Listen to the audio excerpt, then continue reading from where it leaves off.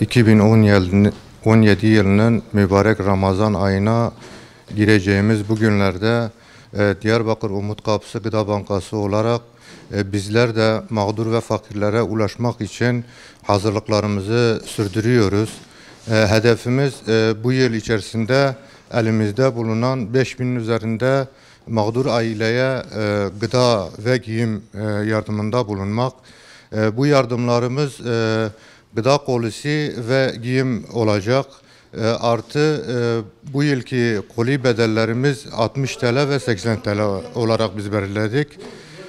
Bu mübarek ayın içerisinde rahmet, mağfiret ve hayır ayının olması münasebetiyle hayır sahiplerinin yapacakları yardımları inşallah biz de bir köprü vazifesi görerek bu mağdur ailelere uğraştıracağız. Bizim çağrımız şudur, işte diyoruz ki gelin sizin ulaşamadığınız, sizin zekatınızı, fitrelerinizi veremediğiniz mağdur ailelere sizinle birlikte gidip bu aileler bu Ramazan ayında da muhakkak ki gözleri yolda bazı hayır sahiplerinden yardım bekliyorlar. Eğer ulaşamıyorsanız bu mağdur ailelere gelin birlikte biz bu ailelere yardımlarınızı birlikte ulaştıralım.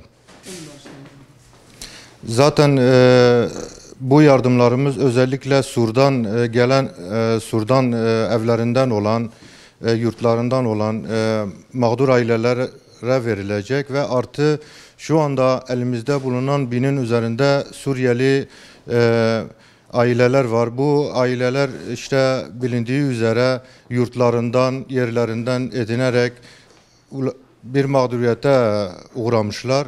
Bu mağduriyetlerini en azından bir nebze de olsa bizler de gidermek için bu çalışmalarımızı inşallah sürdüreceğiz.